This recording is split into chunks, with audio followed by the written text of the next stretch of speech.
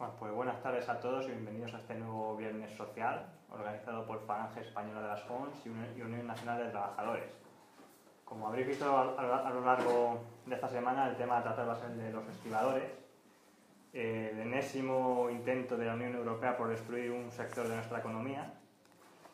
Y bueno, ya hace unos días leímos a Jorge por Facebook que estaba investigando un poco el tema y nos pareció muy interesante que lo tratara aquí porque la manipulación mediática que hemos tenido durante las últimas semanas es bastante evidente. Y bueno, ya dejamos paso a Jorge, que seguro que nos va a aclarar bastante de los mitos que nos han intentado vender durante estos días. Pues muchas gracias, Gabriel, y efectivamente, muchas gracias también a vosotros por asistir a esta charla. Y efectivamente, es mucho lo que hemos oído en los medios de comunicación, que en lugar de aclarar, lo que ha hecho es confundir a la gente. Todos nos hemos hecho una idea del problema de los estibadores que tiene poco que ver con la realidad. Para empezar, voy a poner una grabación de una tertulia de estas radios que tanto se escuchan por la gente, que sientan cátedra a los señores que hablan en ellas y que dan una imagen que luego veremos si lo que dicen es o no es verdad. Aquí me he traído la legislación, me ha traído un poco la historia de la estiba en España, cuál es la situación actual y qué es lo que cambia con la entrada en la Unión Europea, la sentencia del Tribunal de Justicia de la Unión Europea y el último Real Decreto Ley 4/2017 que cambia completamente lo que es la regulación de la estiba. Vamos a ver qué es lo que dicen, son 2-3 minutos, no más, lo que dicen en todas las tertulias, en todos los periódicos, en todos los medios de comunicación, y vamos a comprobar si es verdad o no es verdad, simplemente. Bueno, no me quiero ir sin que hablemos de esta noticia, que es la última que hemos conocido, cronológicamente hablando. El que lo haya identificado es Luis Herrero, el programa de radio, y hablarán dos economistas, una liberal, que es Carmen Tomás, y un ultraliberal, que es Manuel Llama. Lo digo para que sepáis quién es quién en la grabación. Y que tiene como protagonistas a los sindicatos de los estibadores. Las primeras huelgas los primeros paros estaban convocados para el 6, que era el lunes que viene, y para el 8, que era el miércoles de la semana que viene, y en principio, tras la negativa del PSOE a convalidar el decreto, los sindicatos han utilizado como argumento que, bueno, tal vez esto es una ventana de oportunidad y que si ellos hacen un gesto de buena voluntad, el gobierno tal vez pueda recapacitar para tratar de cambiar el contenido de la reforma. ¿Creéis que eso tiene futuro o no? Yo en una frase, porque esto lo sabe muy bien Manuel. Vamos a ver, en mi opinión, primero, ya han estado haciendo paros, ya han causado daño, no acaban de convencer a gran parte de la sociedad, o sea, la sociedad está absolutamente en contra, están a favor algunos políticos que la gente dice, pero ¿qué me hace ahora Susana Díaz yéndose ahí con los estibadores, que son unos machistas? No estamos en la feminización de la cosa, bueno, con los de Podemos y los de socialistas, ahora nos sorprenden también los de Ciudadanos. En Algeciras, que además que allí sí que no hay ni una mujer. Bueno, en mi opinión, que ya han parado, ya han hecho daño, ya se han desviado muchísimos barcos, ya Marruecos está detrás de nosotros, se han ido algunos a Portugal, a Francia, han perdido negocio, y ahora quieren hacernos ver que, bueno, a ver si vamos a hacer que somos un poco mejores, porque como tenemos una pésima imagen, hemos creado una imagen, la que tenemos es tremenda y no hemos convencido a nadie de la sociedad, ningún medio de comunicación está con los estibadores, hay que decirlo, o sea, la opinión publicada cero. Yo creo que han tomado esta decisión asustados, por a ver si me sé explicar, asustados por la que se podría montar si hacen la huelga, yo creo. Nada de por qué, porque saben que el decreto no se va a cambiar. Es que el decreto no se puede cambiar. O sea, es que es idéntico a lo que ha firmado Bélgica, a lo que han firmado otros países. O sea, que si lo digo bien, tú dices que esto es una especie de bajada de pantalones por fases, ¿no? No pueden desabogar algo. Claro, por fases. Pero que al final es que no están a ver con ellos, si es que no, y los del PSOE tendrán que tragar, pero si saben de sobra que esto no se puede hacer. Yo les animaría a que hagan la huelga, que paralicen todos los puertos, porque es la forma más rápida de que se más cara, ¿no? Bueno, no, habría porque hay otros puertos, pues gracias a Dios. No, pero que quieren hacer huelga, que hagan huelga, que hagan la huelga salvaje y que en la televisión se vea lo que es esta gente. Eso es lo que no quieren. Eso es lo que no quieren. Entonces, un sindicato un grupo absolutamente privilegiado, una casta castuza como la que no hay en ningún otro sitio, que han vivido de un monopolio, que es el de la estiba, durante tantísimo tiempo, con unas condiciones absolutamente desorbitadas, gracias precisamente a ese monopolio, que encima, como ha señalado Carmen, se caracterizan por no permitir que entren mujeres a trabajar en algunos puertos, que encima es absolutamente nepotismo en estado puro, puesto que entran familiares, amigos, excepto trabajadores que a lo mejor quieren entrar. Entonces, como no tiene ningún tipo de defensa lo del monopolio de la estiba, que es un anacronismo en Europa, propio de la época de la Falange, en los años 30, porque fue ahí cuando nació, lo creó Falange. El monopolio de la estiba es un invento falangista. Esto es absolutamente anacrónico, es absolutamente antidemocrático y es absolutamente antinatural y anticapitalista. Por lo tanto, como no tiene ningún tipo de defensa, pues tiene una presa entre y lo que no. Bueno, yo creo que en este minuto lo ha explicado todo. Entonces, yo ya casi, con lo que ha dicho, automáticamente ya estoy con lo o sea, no, es que vamos. Yo creo que si sustituimos a estiba por familia real, daría el pego. Sí. En fin, bueno, por resumirlo, básicamente los estibadores tienen en contra la imagen, los medios de comunicación, la imagen publicada, además lo dice ella, no solamente la pública, la publicada. Claro, es que la publicada es la que conforma la opinión pública. Lo que digan los medios de comunicación es lo que la gente va a percibir que es no solamente un sector, también una persona, un político. Si hablan bien, ahora generarán buena imagen, y si hablan mal, mala imagen. Son machistas. Hoy en día, eso ya, te llaman machista, ya no tienes nada que argumentar. Has perdido en la batalla dialéctica desde el minuto 1. El machista está mal visto. Luego veremos si son o no son machistas, pero de entrada, machistas. Nadie les apoya, da igual si tienen o no tienen razón. La cuestión es que te apoyen los demás. Si los demás no te apoyan, no tienes razón. Son unos privilegiados, son una casta. Veremos luego. Son un monopolio. Un monopolio, los estibadores, cuidado, no las empresas de estiba. Los estibadores son un monopolio. Practican el nepotismo, porque meten a sus familiares y amigos a trabajar en la estiba. Veremos si es verdad. En lo de privilegiados no lo han dicho, pero se suele relacionar con que cobran mucho. En este caso no lo ha dicho, creo que es lo único de lo que se les ha acusado estos días que no han mencionado, ¿vale? No recuerdo si lo mencionaba un poco más adelante, pero tampoco era cuestión de poner toda la tertulia. Así que lo voy a poner en el último lugar. Ganan mucho, ¿no?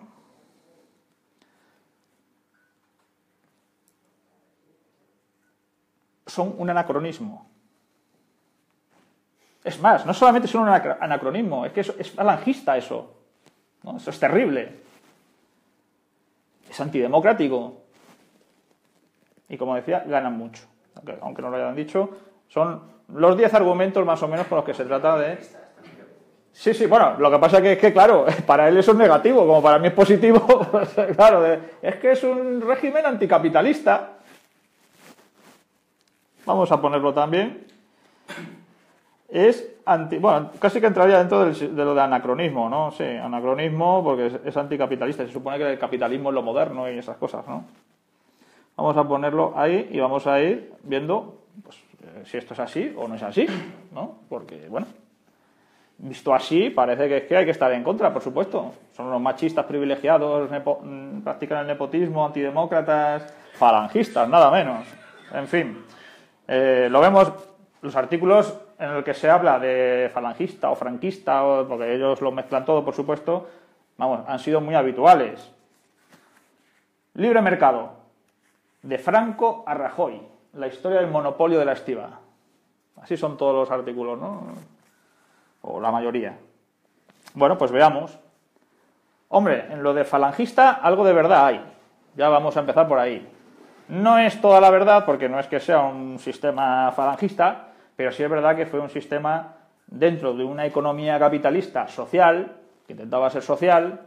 Fue una obra de José Antonio Girón de Velasco, conocido falangista que colaboró durante el franquismo como ministro de Trabajo, Y efectivamente se creó en 1948 una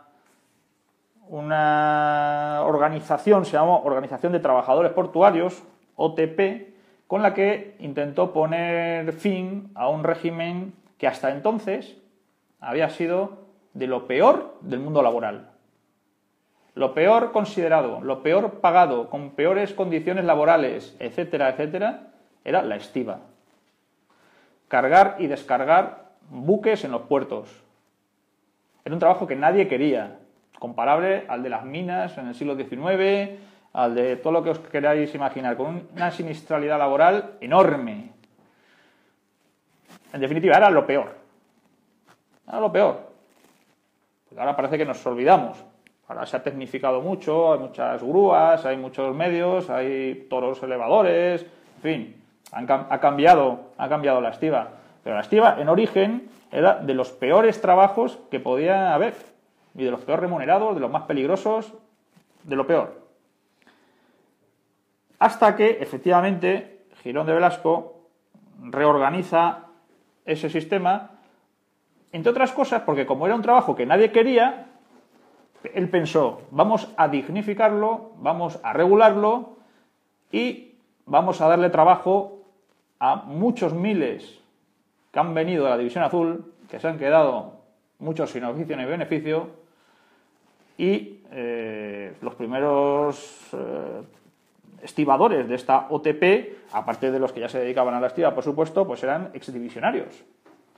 Esto era muy habitual en aquella época, en sectores concretos, que se creaban o bien sectores nuevos, como podían ser los estancos, o podían ser, en fin, había muchas cuestiones nuevas o que se regulaban ex novo para dar trabajo a hijos de caídos durante la guerra, mutilados, en fin, cosas así, circunstancias especiales que en lugar de darles una paga y ya está, como se hace hoy en día, pues lo que se trataba es de buscar trabajos adecuados a esas personas para que se ganaran la vida, tuvieran una garantía de que se iban a poder ganar la vida, pero trabajando, no simplemente recibiendo una paga.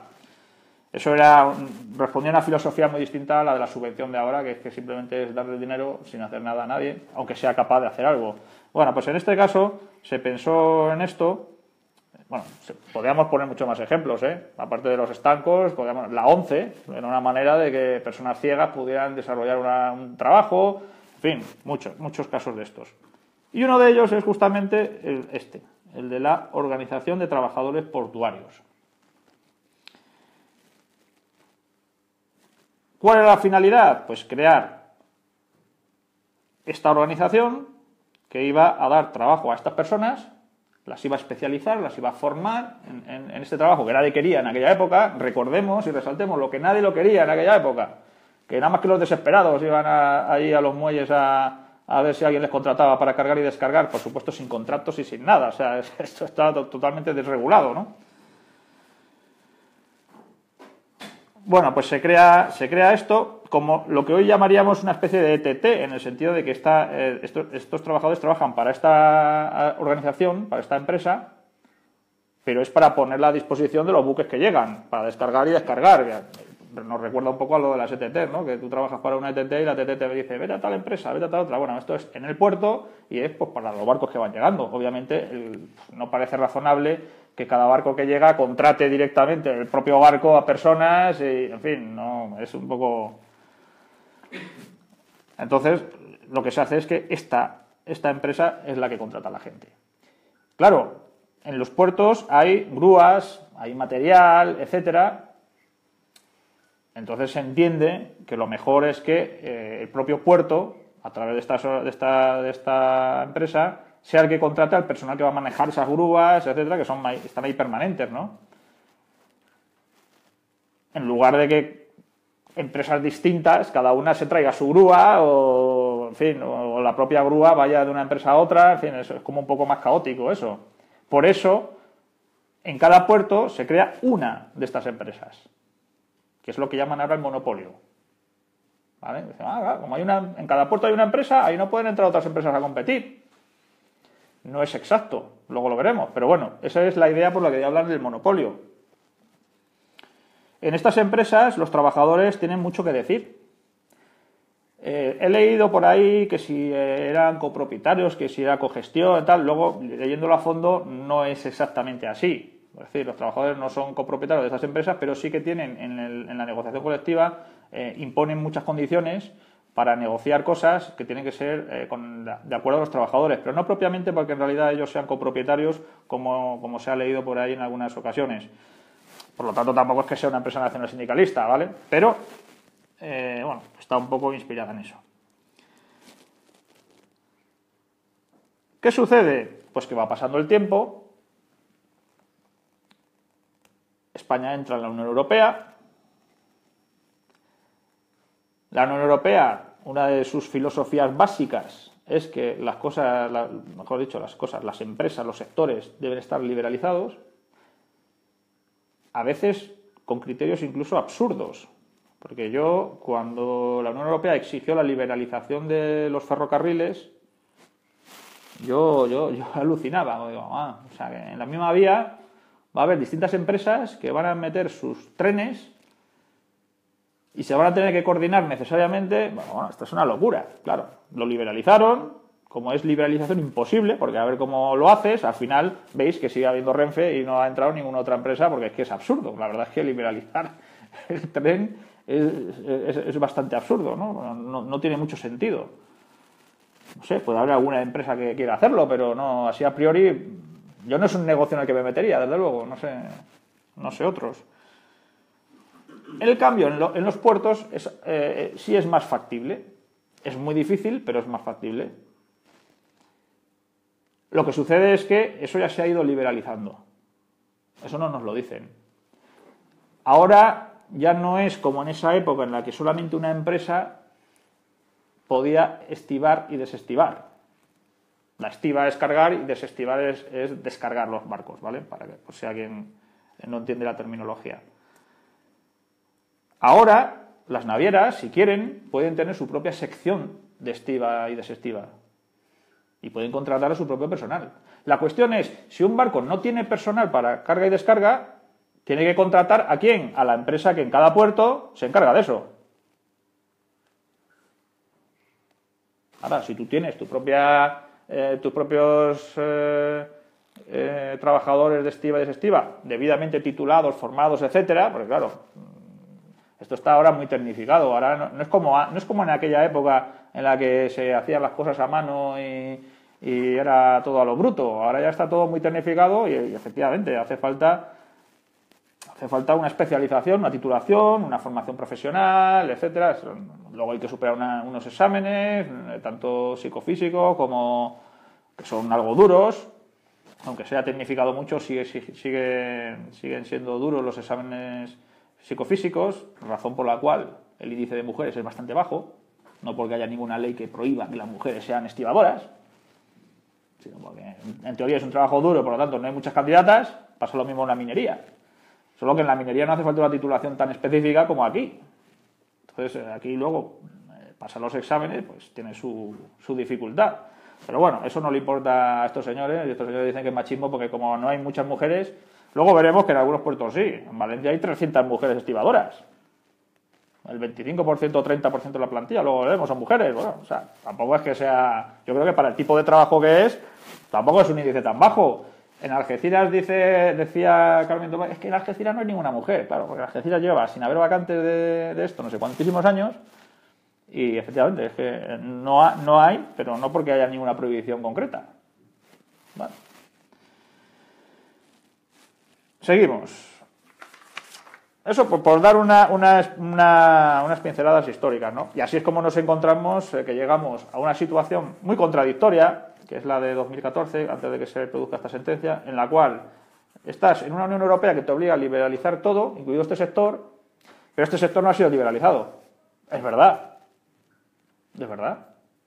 Entonces llega la sentencia famosa de 2014, que da un plazo de varios años para liberalizarlo, razón por la cual ahora ha entrado esta urgencia, ¿no? Ya Unión Nacional de Trabajadores hizo una campaña en 2008 advirtiendo de la que se venía, porque es que era inevitable la contradicción entre la Unión Europea y la situación regulada en la ley del mar sobre la ley de puertos del Estado y marina mercante se llama, a veces se llama ley del mar, pero bueno, pues era contradictoria y era insostenible a largo plazo. Tarde o temprano esto no podía seguir así. Eso es así. ¿Qué sucede? Pues que se produce esta sentencia que obliga a liberalizar el sector. Obviamente la patronal pues no ve excesivo problema en que se liberalice, tampoco en que no, luego lo veremos. Los trabajadores obviamente se dan cuenta de que eso no puede ser, porque fijaros, ahora un estibador, esto va por puertos, cada puerto tiene su propia empresa, ahora se llaman SAGEP, son sociedades anónimas de gestión de estiba, y las SAGEP, digamos, sustituyeron a las OTP, ¿vale?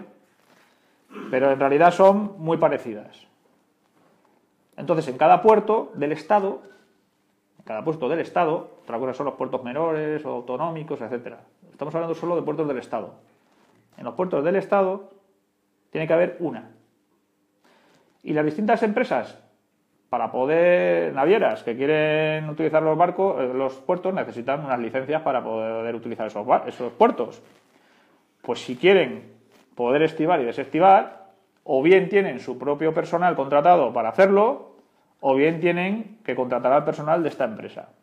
En cuyo caso, les obligan, que es una de las cuestiones que más hincapié hace la sentencia, les obligan a formar parte del accionariado de la empresa. Es decir, si la naviera X opera en el puerto de Valencia, la naviera X tiene que formar parte del capital de la empresa que gestiona la estiba y desestiva. ¿Vale? Eso, por ejemplo, se podía modificar perfectamente sin afectar a los trabajadores, ¿eh? Es decir, hay cuestiones que aquí, porque el hecho de que a estas empresas les obliguen o no a formar parte de la SAGEP, al trabajador en realidad le da igual. Mientras tengan que contratar al trabajador, ¿qué más le da? Es decir, que hay cosas que se podían cambiar perfectamente sin alterar sustancialmente la situación. Pero bueno, ya que lo hacen todo.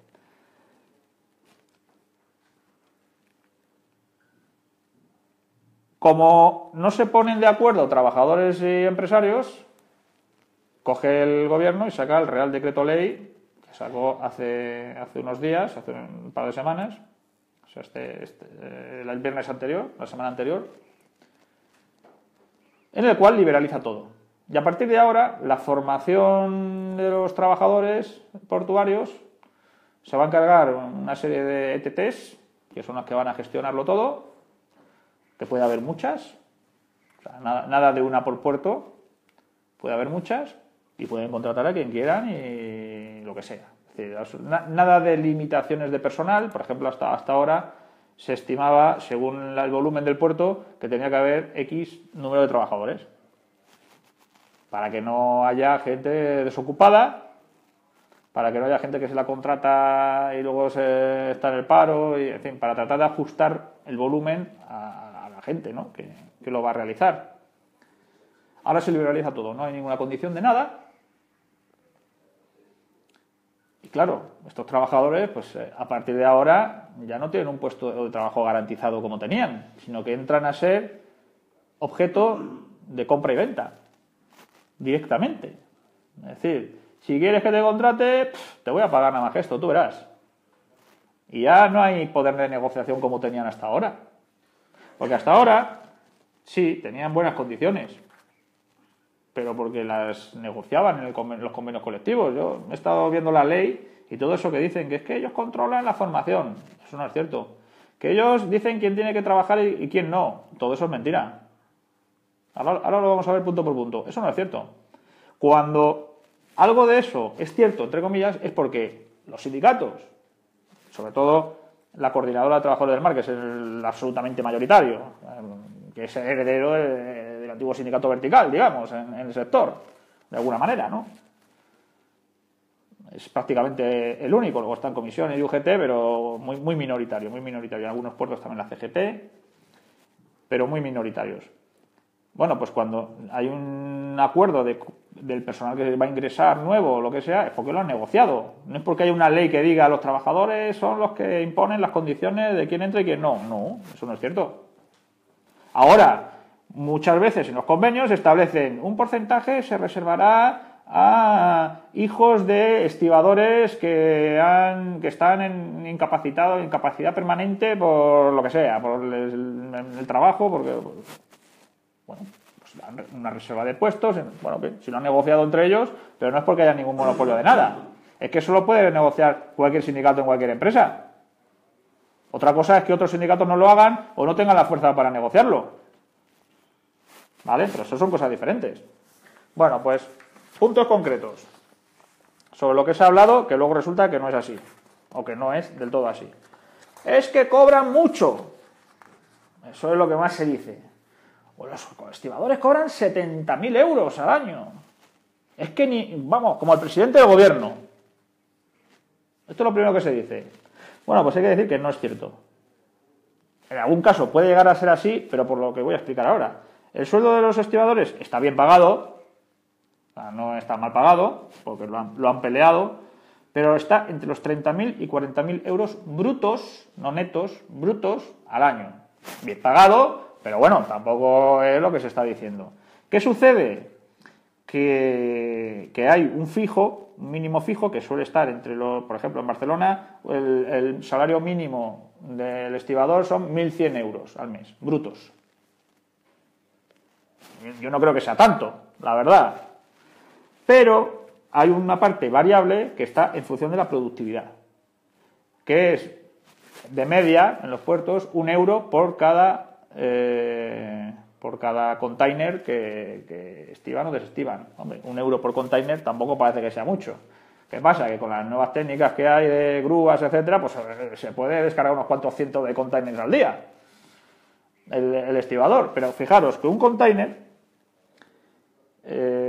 aproximadamente cuesta el envío de un container, os lo voy a decir, tengo por aquí los datos, depende de si viene desde China o viene desde Francia, pues no cuesta lo mismo, evidentemente, pero ronda entre los 1.000 y los 3.000 euros aproximadamente el envío de un container a España desde otra parte del mundo. El estibador español cobra 1 euro por container, aparte de su salario mínimo, eso es verdad. Cuando dicen, no, es que eleva, hace carísimo de desestibar en España, o estibar. 1 euro por container, o sea, 1 euro de 3.000, de entre 1.000 y 3.000, encarece tanto el producto como para no ser competitivos. ¿En serio? ¿Me estás tomando el pelo? O sea, ¿qué sucede? Que se hace por grupos de trabajo. Entonces, aquí los datos que son, aproximadamente por los containers, o sea, por cada barco suelen ser grupos de trabajo de 10 trabajadores. Entonces, en el container han trabajado 10 trabajadores, ¿vale? Si le sumas seguros sociales, el euro de cada uno, etcétera, etcétera, al final salen 20 euros por container, ¿vale? 20 euros por container. Un container que como mínimo vale 1.000 euros mandarlo y suele estar entre los 1.000 y los 3.000. No parece que sea una cantidad como para escandalizarse.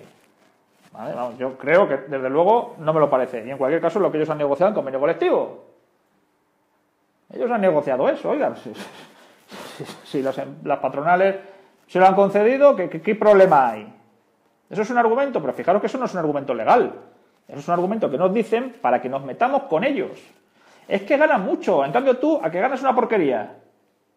Eso es lo que te están diciendo. Entonces, como tú te han precarizado tanto tu trabajo, cobramos una porquería, vemos que otro cobra más, ¿y qué sentimos? Pues humanamente tenemos el defecto de sentir envidia. Y la envidia te lleva a decir, ¿y por qué ese gana más que yo cuando yo trabajo lo mismo o más? ¿Qué pasa? ¿Que es más guapo? Sí, pero a lo mejor no hacen guardias y al estibador le toca hacer guardias y ese a las 4 de la tarde está con su mujer. Pero es que ni siquiera entro en eso, es que a lo mejor también hace guardias. Pero aquí el argumento es que el otro gana más que tú. Y ya tú tienes que estar en contra de él porque él gana más que tú. En lugar de tú pensar, que es lo que deberíamos pensar como trabajadores, caramba, pues igual que ellos luchan por tener unas condiciones mejores y tener unos salarios más dignos, pues voy a hacer yo lo mismo también. No, nosotros vemos como en todas las empresas, en general, salvo honrosas excepciones, los trabajadores no quieren comprometerse en la lucha sindical, mientras que los estibadores han sido siempre una piña, por ejemplo. Esa es una de las grandes diferencias. Pensar cada uno en la empresa en la que estáis, o que conocéis, o vuestros familiares, y pensar si ahí hay voluntad por parte de los trabajadores de luchar, de defender sus derechos, o si, como suele ser habitual, pasan.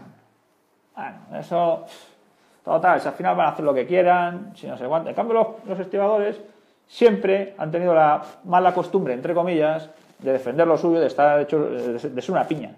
Y decía, aquí, si no me atendéis mis demandas, que tampoco, yo por lo que he estado estudiando, no me parecen tan desorbitadas, aunque luego, claro, como trabajan muchas horas, cuando trabajan a destajo, la verdad es que trabajan una barbaridad, claro, en el salario base es muy del montón, tampoco es nada del otro mundo, depende de cada puerto, pero 1.100 euros en Barcelona, por ejemplo en Bilbao son 2.100. Ahí se conoce que son más peleones y han sacado más salario. 1.800 en Las Palmas. Es decir, bueno, depende de cada sitio. Por lo tanto, eso de que cobran mucho, pues bueno, según se mire, ¿vale? ¿A cuánto salen?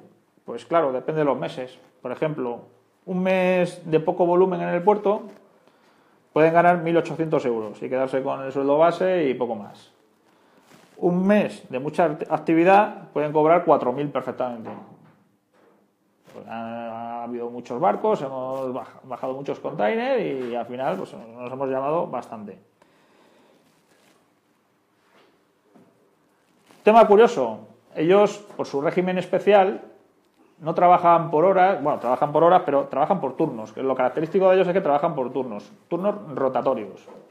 Por eso que hay, que es una plantilla cerrada, cuando se requiere a una cuadrilla de estibadores para un barco, viene el siguiente barco, llaman a la siguiente cuadrilla y así, y hasta que no han pasado todos los trabajadores, no entran otra vez los del principio a trabajar. ¿Vale? O sea, van en turno rotatorio, con lo cual normalmente trabajan unos 20 días al mes. ¿Vale?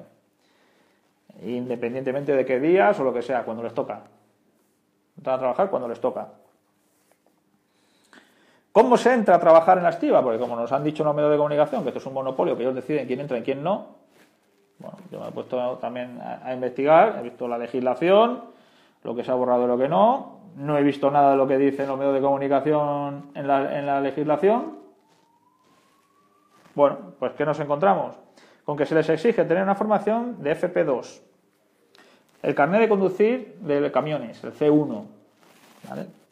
Que esto, por ejemplo, es otra cosa que normalmente las mujeres no suelen tener. El tema del carnet de camionero, pues las mujeres no suelen tenerlo. Razón por la cual siempre hay pocas candidatas, entre que el trabajo es duro, que hay que pasar unas pruebas físicas duras y que hace falta el carnet de camión, etcétera, pues bueno, luego las candidatas nunca son muchas. Lo digo por lo que decía Carmen Tomás de que eran unos machistas. Bueno. Y hay que pasar 2 exámenes, uno de cultura general, que tampoco es especialmente duro, y otro que es más duro, que son unas pruebas psicotécnicas, un tema, pruebas físicas, digamos, ¿no? El periodo de formación es de entre 6 meses y 2 años, depende de los casos. El que aprueba los exámenes, pero lo que es el examen inicial, pero no ha encontrado plaza, entra en unas bolsas de horas para cuando hay picos de trabajo y con la plantilla pues no es suficiente, pues se tiran de esas bolsas de horas y les llaman. Estos normalmente acaban con el tiempo quedándose fijos, pero pueden estar años así perfectamente.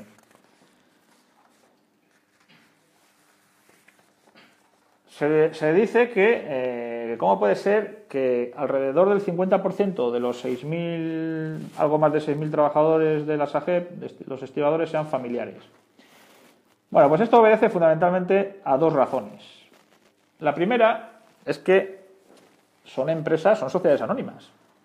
Es decir, estos no son unas oposiciones que se publican en el BOE. ¿Vale? Con lo cual, cuando salen plazas, pues primero te tienes que enterar. Aquí en Madrid a lo mejor no lo vemos, no lo entendemos bien, pero los que vayáis con cierta frecuencia por la costa, si vais a los puertos, en las zonas de estiva y desestiva, veréis que son zonas valladas. Es decir, allí no entra la gente a ver el tablón de anuncios qué plazas han salido o no han salido. Los que se enteran son, lógicamente, los trabajadores que están ahí dentro, que ven el tablón de anuncios, ¡ay, mira, pues van a salir 10 plazas! ¿Y qué hacen normalmente? Hombre, pues sí, pues se lo comunican a sus conocidos y amigos y familiares, oye, que han salido 10 plazas. Y el 99,9% de la gente que vive en la ciudad ni se ha enterado. Sí, es verdad. Pero es que pensar en vuestras empresas, si no es igual. O sea, cuando en mi empresa o en la empresa de vuestros familiares quieren contratar a alguien, ¿lo publican en algún lado? Normalmente no. Es decir, no es nada distinto de lo que sucede en otras empresas. Yo ahí tampoco veo lo del monopolio, francamente. Pero bueno, sí, es normal. Dada la circunstancia, es normal que así sea. Es normal que así sea. Lo de las mujeres, pues ya lo he dicho, son pocas, pero porque se presentan pocas. Con los requisitos pocos, aquí veo que, por ejemplo, el puerto de Algeciras, desde 2013 no hay plazas. Y es parece ser cuando hubo una serie de mujeres que quisieron entrar y como no ha habido plazas, pues no han entrado y se han quejado de que es porque no les dejan. Bueno, no sé hasta qué punto no han sacado las plazas para que no entren. Si es así, me callo, pero eso es imposible saberlo. Es decir, la cuestión es que no han salido plazas y es por eso por lo que no han entrado. Es el único caso, creo, donde no hay mujeres trabajando en el Algeciras. En todos los demás puertos, en mayor o menor medida, hay, por ejemplo, 300 en Valencia, que es el 23% de toda la plantilla. Bueno, un porcentaje bastante razonable. 100 en Barcelona, que son el 10% de la plantilla. Y luego en otras, pues menos. El 6%, el total de todos los puertos, la media es el 6%. Bueno, es una media baja, pero vamos, yo entiendo que por el tipo de trabajo es... No sé. Otra cosa es que hubiese alguna disposición, algún acuerdo que impida a las mujeres acceder. Bueno, pero no parece que ese sea el caso. Bueno, esto es básicamente, yo creo que la mayor parte de las cuestiones que se han planteado. El tema de que no es democrático este trabajo, pues me ahorro comentarlo porque es que es absurdo en sí mismo. Es decir, esto no tiene nada que ver con la democracia. O sea, ni este trabajo ni ningún otro. La democracia no tiene nada que ver con esto. Sobre que es un anacronismo anticapitalista, pues hombre, yo tampoco lo veo tan anticapitalista, ¿no? Lo que pasa es que es cierto que no se ajusta a las reglas del libre mercado normal y en ese sentido supongo que es en el que lo decía el economista este. Pero son sociedades anónimas, ¿eh? Una sociedad anónima en principio es una sociedad mercantil de tipo capitalista. Por lo tanto tampoco, ni siquiera en eso tiene razón. Es que ojalá fuera así, ¿no? Ojalá fuera así, ¿no? Y sobre todo yo lo que quiero incidir más es en el tema de que nadie les apoya, que los medios de comunicación están todos en contra y la gente en contra. Cuando se quiere laminar un sector, lo mejor es criminalizarle. Y eso es lo que han hecho con los estibadores. Pensar si hace un mes o dos alguien creía que los estibadores eran un problema en España. Era un problema en España los estibadores. De repente ahora parece que es el problema número uno. Que España no es competitiva por culpa de los estibadores.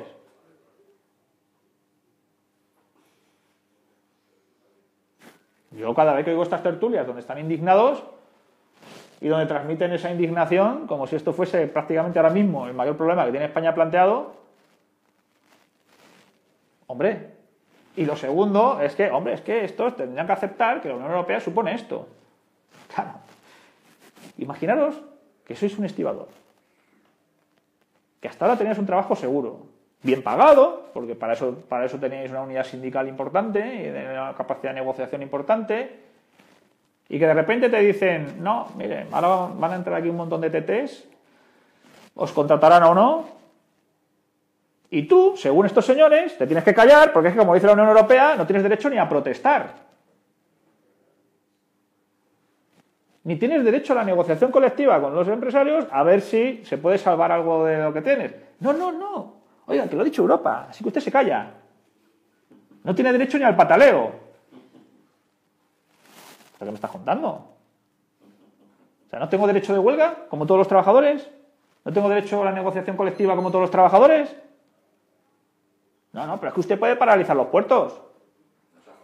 Claro, y otra empresa pues, también puede cerrar otra empresa. ¿Qué pasa? Que efectivamente aquí, como son una piña, y cuando cierran un puerto, cierran todos los puertos de España, pues tienen una capacidad de negociación que cuando otros trabajadores hay una huelga, incluso general, y ves que la mayor parte de las empresas se van a trabajar como si tal cosa, claro, pues evidentemente no es la misma presión.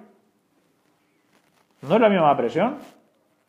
Pero nada más, yo aquí lo que veo es mucha propaganda, mucha falsedad, mucha manipulación y, francamente, creo que la lucha de los estibadores, ya con esto termino, es la lucha que deberíamos hacer todos los trabajadores, cada uno en nuestro sector. Y cada uno, ojalá, en todos los sectores, cada uno luchara como luchan ellos, unidos como una piña, tratando de sacar el máximo posible en la negociación colectiva, no dejándose manipular. Fijaros hasta qué punto llega la unidad de los estibadores, que estos días se ha conocido la IDF, que es, no me acuerdo la letra, es en inglés, es la organización, digamos, internacional de los estibadores, algo así como el Sindicato Internacional de los Estibadores, ha convocado 10 jornadas de huelga, mejor dicho, de paro parcial de 3 horas a nivel mundial en todos los puertos. Por lo que está pasando en España, en solidaridad con los españoles, con especial hincapié en los puertos portugueses, franceses y de Marruecos. Por ejemplo, el de Tánger, que es el que más compite. ¿Para qué? Para que presionar al gobierno español, decir, no, si hay huelga, es que no es que no vayan a poder desestivar en España, es que tampoco lo van a poder hacer ni en Francia, ni en Portugal, ni en Marruecos. Para que vea que en todo el mundo los estibadores estamos con las estibadoras de cualquier otro país. ¡Qué envidia! ¿Dónde veis que eso lo hagan otros sectores? Y estos sectores que no lo hacen han tenido que soportar cómo han perdido derechos año tras año y ahora se quejan de que los estibadores defiendan los suyos. Y consiguen en los medios de comunicación que todo el mundo se ponga en contra de los estibadores. Yo creo que la razón sobre todo es por el tema del tema político, sobre todo. Como ni UGT, ni comisiones obreras, ni pinchan ni cortan, no tienen poco que pinchar y cortar, pues es un poco el decir, esto no puede ser que se nos vaya de las manos, ¿no? Sí, es un sector que está muy al margen de ellos, efectivamente, y eso es lo que en realidad les fastidia, ¿no? Y luego yo ya termino, ya me preguntáis lo que queráis. Yo lo único que quería era resaltar eso, que efectivamente, porque este era un sector, curiosamente, hasta esta época hasta la guerra civil, por ahí, en el que el sindicato mayoritario era la CNT, era un sector de los estibadores muy dominado por los anarquistas, ¿eh? Ahora los anarquistas están completamente fuera de juego de ese sector hace muchísimo tiempo, porque claro, el régimen en el que ellos se movían antes era de auténtica semi-esclavitud, por no decir directamente esclavitud, y claro, cuando Girón lo cambió todo y lo puso de esta manera, pues claro, dejaron de ser anarquistas, ¿no? Hemos conseguido más así que con toda la lucha anarquista de tanto tiempo, ¿no? Y claro, por eso ahora mismo los sindicatos de izquierda allí, pues predicamento muy poquito. Y para mí son un ejemplo de gente que ha luchado por lo suyo, que estando de lo peor, ha llegado a tener unas condiciones muy buenas, sin que eso se perjudique a la economía, como dicen, porque ya os he dado las cifras de lo que cobran por container y no es como para asustarse. Pero sí, es verdad, echan muchas horas, eso es cierto, sacan muchos containers al día y claro, se dan mucho extra, ¿no? Pero bueno, la conclusión para mí es esa, que no nos manipulen, que no jueguen con la envidia que uno siente cuando otro gana más, que lo que tenemos que hacer es imitarles en todos los sectores y ojalá a nivel nacional el problema de un sector fuera el problema de todos y todos fuéramos a una defendiendo los derechos nuestros y de los demás, porque defender los derechos de los demás es también defender los nuestros. Y estos estibadores sí que lo entienden, los demás no lo entienden, y por eso han ido perdiendo tantos derechos. Y finalmente, y esta sí que es la última reflexión de verdad, decir que la Unión Europea responde a criterios ultraliberales que son contrarios a los derechos sociales y laborales de los trabajadores, y que la conclusión que debemos sacar de todas estas luchas es que la Unión Europea acaba uno a uno con todos los derechos laborales que nos quedan, que no hay sector que se libre de esto, que van uno tras otro, y que al final es o la Unión Europea o nosotros. Por lo cual tenemos que luchar contra la Unión Europea, contra el liberalismo mundializador que todo lo abarca, y volver a defender la soberanía nacional, que es la única manera de defender los derechos de los trabajadores. Muchas gracias.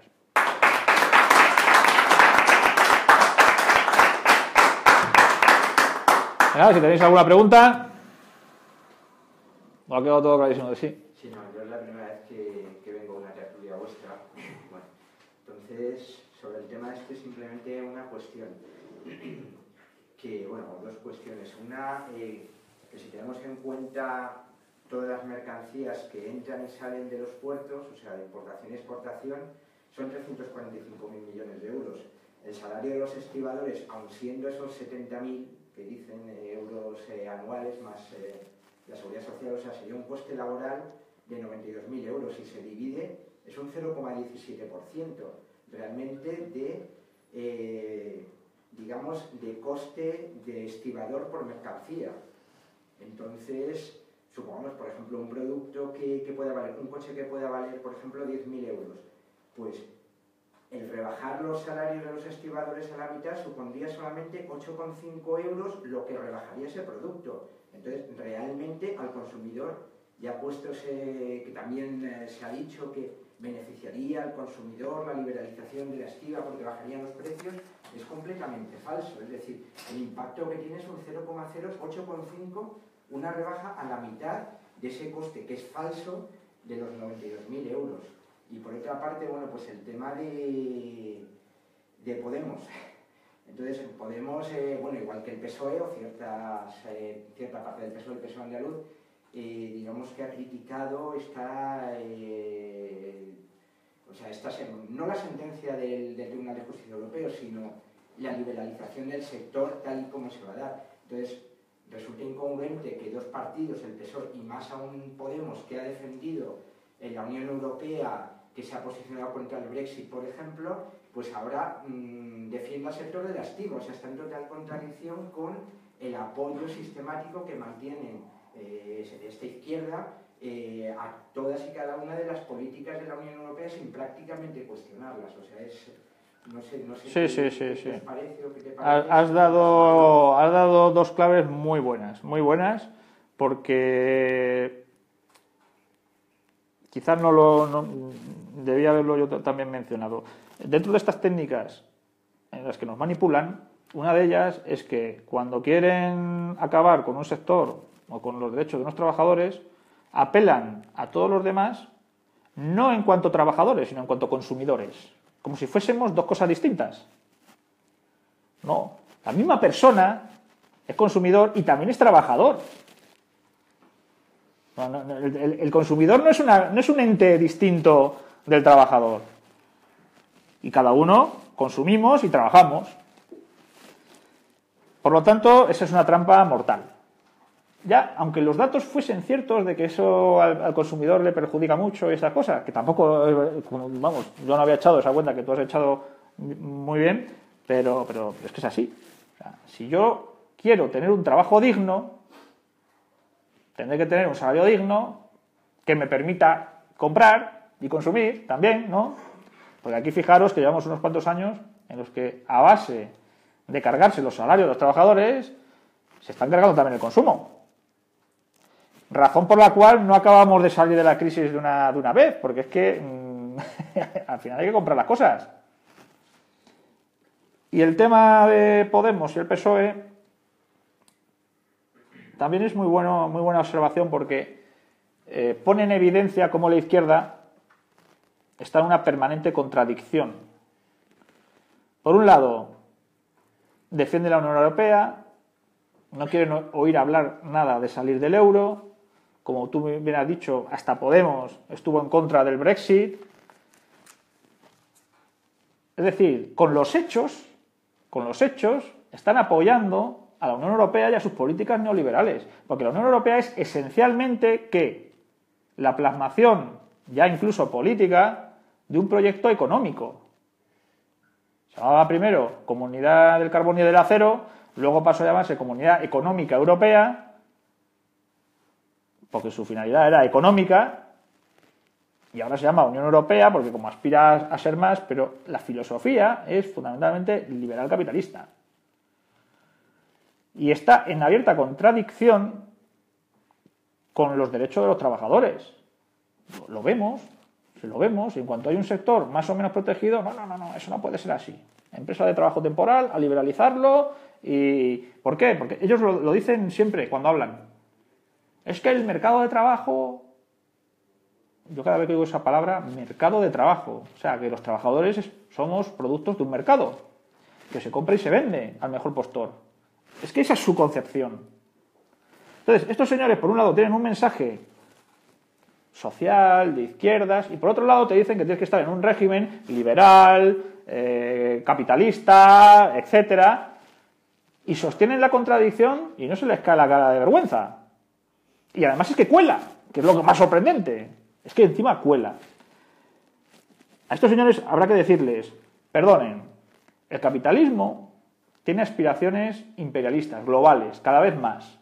Los mercados siempre se le van quedando pequeños y necesita expandirse. Necesita crear mercados ya. Ahora mismo estamos en una fase del capitalismo mundial.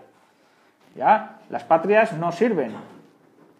Precisamente por eso, y estos jamás lo dirán, es por lo que yo he terminado diciendo que tenemos que volver a defender la recuperación de la soberanía nacional, a volver a levantar fronteras, efectivamente, porque las fronteras sirven para protegernos.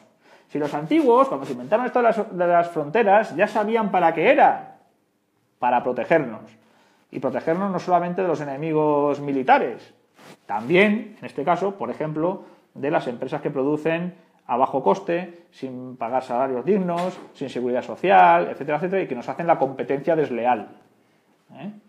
Y para eso hace falta unas fronteras, para que cuando lleguen los productos de China, tirados de precio, producidos como se han producido, decirles, perdone, o paga usted aquí un arancel que al final no le haga el precio tan atractivo, o usted se va con su container otra vez de vuelta a Pekín. Sin embargo, estos señores, como son, como ellos dicen, internacionalistas, ¿no?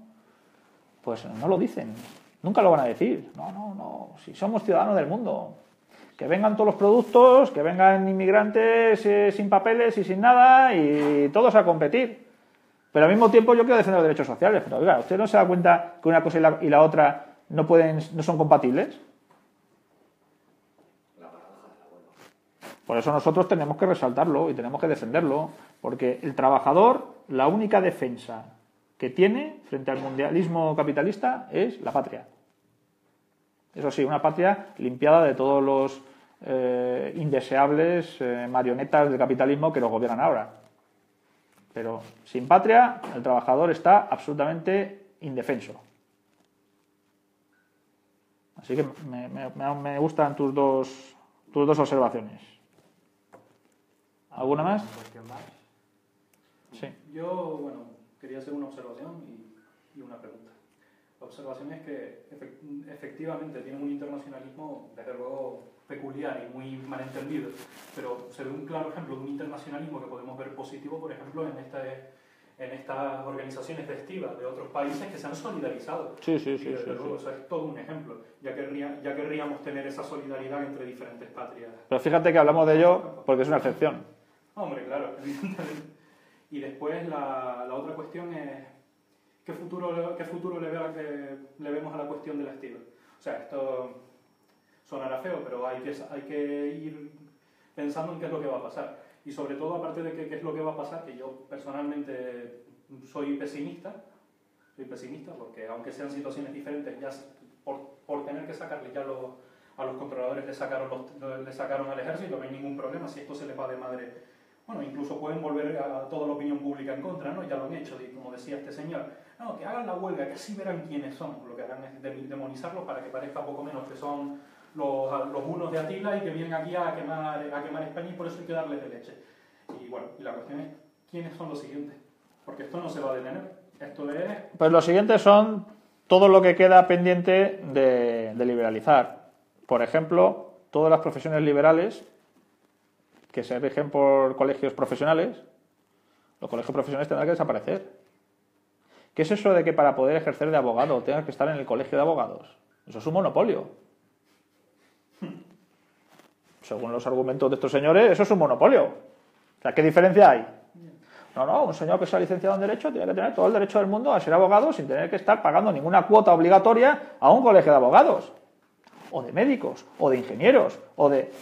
Y podemos ahí meter a todos los colegios profesionales que queráis. Los taxistas, que no tienen colegios profesionales, pero tienen otras organizaciones gremiales, etcétera, que también van por licencia, etcétera. No, perdone. ¿Qué es eso de que para poder ser taxista haga falta una licencia municipal? No, cualquier persona con un coche habilitado tiene que tener derecho. Y empiezas a sumar, si tú aplicas la lógica de esto, sector por sector, aquí no se salva nadie. Lo que pasa es que cada vez que tocan uno, nos acordamos de ese uno. Hasta entonces, como nos parece normal, no nos llama la atención. ¿A alguien le llama la atención de que los abogados se tengan que colegiar en el colegio de abogados? No. Cuando empiece la campaña contra los colegios de abogados, pues todo el mundo dirá, fíjate, es más, es que si no te colegias y pagas la cuota, es que no puedes ejercer, aunque seas un magnífico abogado. Si es que es el argumento el mismo. Si es que es el mismo. ¿Qué sucede? Que las profesiones liberales, normalmente, como son los trabajadores más autónomos, pues el problema no es tan acuciante como en otros sectores que van antes, ¿no? Pero vamos, aquí no hay sector que se libre, ¿eh? No hay sector que se libre. Y luego empezarán, pues esto todavía no han empezado, diciendo que los sindicatos en general obstruyen la libre competencia. Que eso de la negociación colectiva, que eso va en contra de las leyes del mercado. Los liberales lo dicen. Nos reímos cuando lo dicen porque parece una... ¿cómo se dice? Un cuñadismo. Una excentricidad. Mira, es que excentricidad. Sí, reíros de las excentricidades. Luego cuando llegan, se nos quita la risa. Claro. Es que es así. Pues a mí me gustaría, no sé, tengo la duda, ¿no? Se ha dicho en muchos medios de comunicación que aquí parece que la culpa de todo es de los falangistas, o que están puestos ahí por los falangistas. Quiero creer, y no sé si es cierto, que Girón de Velasco, cuando hizo el tema este de la Organización de Trabajadores Portuarios, recuperó a muchos de los antiguos anarquistas que hay. Sí. Que quiero decir que tanto que se dice de tal, yo creo que fue un movimiento de integración, ¿no? Sí. Cuando he dicho antes que ahí integró a gente de la División Azul y todo eso, era porque no había mano de obra suficiente para el volumen necesario. Pero con todos los estibadores que había antes, claro que se contó. Sí. O sea, no... Por eso quería que quedara claro que no... No. Un poco integrando también, ¿no? Sí, incluso, pasa que con el tiempo ha ido perdiendo protagonismo, pero tenían más protagonismo antes en lo que era la cogestión, digamos. Nunca han sido propiamente copropietarios ni nada de eso, pero se contaba con los trabajadores en muchos aspectos que ahora ya poco a poco se han ido perdiendo. Al final, el proceso, desde la entrada de España en la Unión Europea, ha sido de pérdida continua de muchos derechos que ya tenían los estibadores y que han tenido que ir cediendo poquito a poquito para no ser demonizados y todas estas cosas. Y esto ya es el golpe final. Es decir, esto ya la sentencia esta la ha venido al gobierno, vamos, qué excusa más buena tengo para hacer lo que yo hubiera querido hacer hace tanto tiempo y no he podido, ¿no? Porque, claro, como estos señores pues se ponen en huelga y eso tiene un impacto. Pero sí... Pero es curioso, ¿no? Como cada vez que quieren criticar algo, es que eso es el resto del falangismo. Tal. tema de las huelgas. O sea, cuando Iberia hace una huelga justo en vacaciones, pues no parece que, como decía antes Isaac, ¿no? que sean como Pancho Villa y sus secuaces, ¿no? Quiero decir, o sea, que hacen la huelga tanto Iberia como la UNT, como la EMT o como cualquier... Claro, lo que pasa es que, claro, cuando es un sector... Vamos a quitar el metro, vamos a quitar tal, justo cuando empiecen los puentes y las vacaciones, vamos a meternos en una huelga porque queremos más dinero. Iberia sí tiene derecho. Claro, la diferencia es que hay sectores en los que una huelga tiene necesariamente más impacto que en otros. Es decir, si en el sector, no sé, vamos a poner un ejemplo. Os voy a poner un ejemplo de un sector muy desunido, pero que aunque se uniera, lo va a tener muy difícil para conseguir algo. El sector de empleados de fincas urbanas. Los conserjes que están en los portales de las fincas urbanas. Llevan sin convenio hace como 10-15 años. Y cobran el salario mínimo interprofesional. Una porquería. Ahora, estos señores mañana se ponen en huelga indefinida y ¿alguien se va a enterar? ¿Alguien se va a enterar?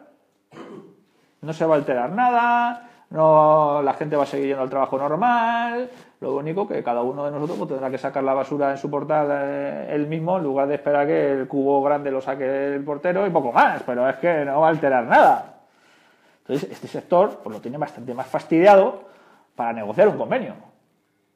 Ahora mismo tiene otros problemas, ¿no? de falta de empresario que quiera negociarlo, pero bueno, independientemente, cuando ha podido, igual ha sacado una porquería de condiciones porque es que no... su presión es mínima, ¿no? Pero claro, cuando estamos hablando de sectores del transporte, o en este caso de los puertos, claro, su poder de negociación aumenta. Por eso es tan importante la solidaridad de todos los trabajadores y de todos los sectores. Porque un sector solo está vendido. Cuando todos se unen, es distinto. Es distinto. Pasa que saben desunirnos. Saben desunirnos. No olvidemos, aunque ya lo he mencionado antes, que los medios de comunicación son medios no de comunicación, de manipulación social. Y son propiedad de grandes empresas capitalistas. A cualquier televisión o cualquier periódico importante o radio importante está en manos de empresas capitalistas que van a defender los intereses de quién, del trabajador o de los capitalistas. Pues, hombre, blanco y en botella, no hace falta ser un lince. Entonces hay que desconfiar siempre de toda la información que nos llega a través de los medios de comunicación referente a cuestiones laborales, sociales, sindicales, porque es parte interesada la que lo está diciendo. Es así. Puede haber algún periodista concreto que se salga un poco de la línea. Bueno, puede ser, pero por excepción. Estamos hablando en general. Y de hecho es que la información que se transmite es bastante sesgada. Los datos concretos, ¿a que no los dan? Eso que hablábamos antes de exactamente cuánto cuesta un estibador por cada container, no los dan. Nada más que se van a... Es que ganan 70.000 euros brutos al año. ¡Qué barbaridad! ¿Tú cuánto ganas? Fíjate, tú que ganas 12.000 o 14.000. ¿No? Tendrías que estar en contra de él. Leche, si la gente pica. Pero pica, vamos. ¿Alguna cosa más? Pues nada, pues muchas gracias por vuestra atención y vuestra paciencia.